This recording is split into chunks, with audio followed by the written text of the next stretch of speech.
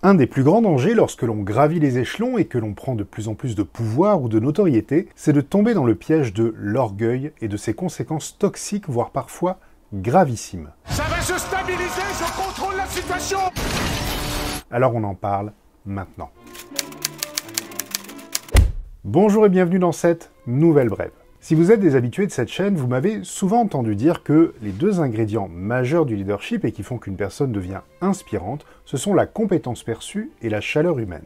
Il y a une place près de votre feu pour une nouille comme moi. Pourtant, il arrive fréquemment que des personnes qui sont amenées à prendre de plus en plus de responsabilités et donc sont censées devoir exercer de plus en plus de leadership envers les autres, tombent dans ce piège très dangereux de se laisser envahir par l'orgueil qui vient progressivement grignoter et réduire leur capacité d'empathie. Emmanuel Kant au XVIIIe siècle parlait déjà de cette déviance et disait que paradoxalement, ce sont les individus chargés de prendre les décisions qui vont développer une inaptitude à le faire de manière lucide. Et ce phénomène que vous avez déjà très probablement observé est aujourd'hui largement documenté. Parmi les exemples célèbres, vous avez notamment l'expérience très controversée de Stanford menée par le psychologue Philip Zimbardo en 1971 et qui a été illustrée à l'écran dans le film The Experiment en 2010. Dans cette expérience, les volontaires, qui avaient été sélectionnés notamment pour leur stabilité émotionnelle, avaient été plongés dans le milieu carcéral et, de manière aléatoire, certains s'étaient vus attribuer un rôle de gardien et les autres un rôle de prisonnier. Et résultat des courses, très rapidement, une partie de ceux qui jouaient le rôle de gardien ont commencé à développer des comportements sadiques, au point de provoquer des traumatismes psychologiques lourds chez ceux qui jouaient le rôle de prisonnier. Une autre étude menée par Krauss, Coté et Keltner et publiée en 2010 a démontré que les personnes qui se trouvent en position de pouvoir présentent une tendance à devenir de moins en moins sensibles aux sentiments des autres. Tu vois, le monde se divise en deux catégories. Ceux qui ont un pistolet chargé et ceux qui creusent. Toi, tu creuses. D'ailleurs, Lord David Owen, ancien ministre britannique et médecin, a décrit dans plusieurs ouvrages ce qu'il appelle le syndrome d'hubris, c'est-à-dire l'ensemble des effets négatifs qui peuvent affecter une personne qui jouit d'un grand pouvoir, et notamment dans le domaine de la politique, qui est un domaine qu'il connaissait très bien. Selon lui, une personne souffrant du syndrome d'hubris va développer une forme de sensation de toute puissance et va progressivement se sentir intouchable, invulnérable, et donc se croire au-dessus des règles du fait de sa position dominante. Quel danger! Oh, moi j'aime le danger! Je me ris du danger! Oh, oh, oh, oh.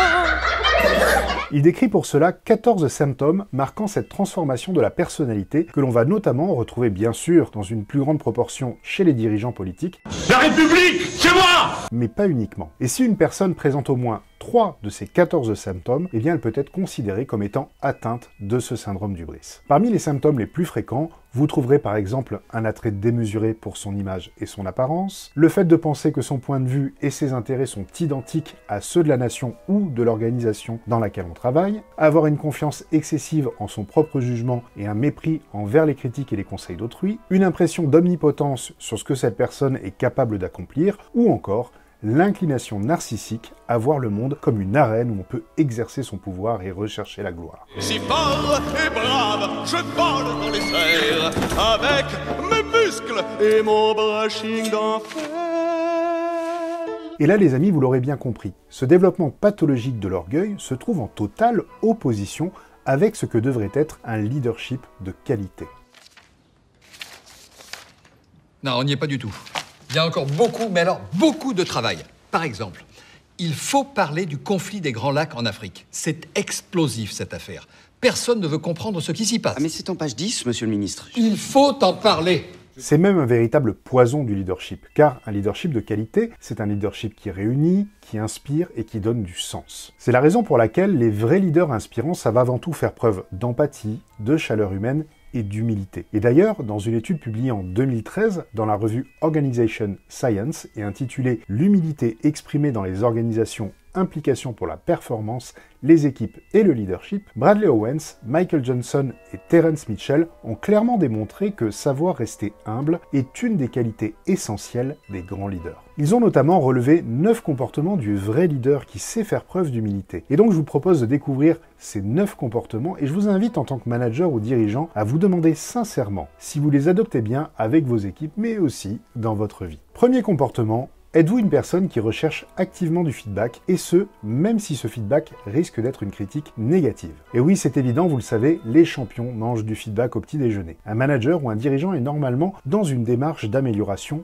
continue. Or, on ne peut s'améliorer que si nous avons une analyse et un retour sur l'impact de ce qui a été fait. Deuxième comportement, lorsque vous ne savez pas quelque chose ou lorsque vous ne savez pas faire quelque chose, êtes-vous capable de l'admettre ouvertement? Et oui, en effet, personne ne vous demande d'être omniscient ou omnipotent, et vous le savez, il est largement préférable d'admettre que l'on ne sait pas quelque chose, mais que l'on va aller chercher la réponse, plutôt que d'essayer de faire croire le contraire. Troisième comportement, êtes-vous capable de reconnaître simplement quand les autres ont plus de connaissances et de compétences que vous? Et oui, là, nous trouvons une des plus grandes qualités des grands leaders. Les grands leaders sont ceux qui veulent s'entourer de personnes qui sont meilleures qu'elles, alors que les petits chefs ont peur que les autres brillent plus qu'eux. Sans vouloir vous offenser, j'avais tout de suite deviné ce que vous aviez en tête. Et si j'avais voulu vous en empêcher, je n'aurais eu aucun mal à le faire. Quatrième comportement, êtes-vous capable d'accepter et de prendre en considération les forces des autres? Et là, vous l'aurez bien compris, c'est la suite logique du comportement précédent. Car si un collaborateur est meilleur que vous dans un domaine, c'est tant mieux. Et c'est donc un énorme atout sur lequel vous devez vous appuyer. Cinquième comportement, est-ce que vous faites régulièrement des compliments aux autres à propos de leurs qualités et de leurs forces? Et oui, c'est évident, plus on valorise les compétences de nos équipes et plus elles auront envie de les développer encore plus et de les mettre en œuvre au service de leur mission. Sixième comportement, qui est dans la même logique que la précédente, est-ce que vous montrez régulièrement aux autres que vous appréciez de manière spécifique leur contribution? En effet, chaque personne est unique, même si personne n'est irremplaçable. Et valoriser leurs compétences est déjà quelque chose d'excellent. Mais leur dire aussi en quoi ces personnes apportent quelque chose d'unique, c'est une marque de reconnaissance encore plus puissante. Voici maintenant les 3 derniers comportements qui sont pour moi une seule et même famille et sont la conséquence de tous les précédents. Ces 3 comportements, c'est: est-ce que vous êtes prêt à accepter d'apprendre des autres? Est-ce que vous êtes ouvert aux idées des autres? Et est-ce que vous êtes ouvert aux conseils des autres? Là encore, vous l'aurez bien compris, si vous êtes ouvert au feedback et que vous vous entourez de personnes meilleures que vous, il serait totalement illogique de ne pas apprendre d'eux pour devenir un encore meilleur leader. Donc voilà les amis, soyez vigilants à ne pas tomber dans le piège de l'orgueil et encore pire dans le syndrome d'hubris, et gardez en tête que l'humilité pour un leader est une des qualités qu'il doit jour après jour continuer à cultiver. N'attire jamais l'attention sur toi, c'est une erreur mon ami. Il faut que tu apprennes à te faire humble. Je vous dis à la semaine prochaine pour une nouvelle vidéo. À bientôt. Et n'oubliez pas, si vous voulez booster votre leadership, vous pouvez télécharger gratuitement mon e-book sur mon site internet. Le lien est dans le descriptif de la vidéo. Et pour vous abonner, vous cliquez à gauche. Et pour voir une autre vidéo, vous cliquez à droite. Allez, à bientôt.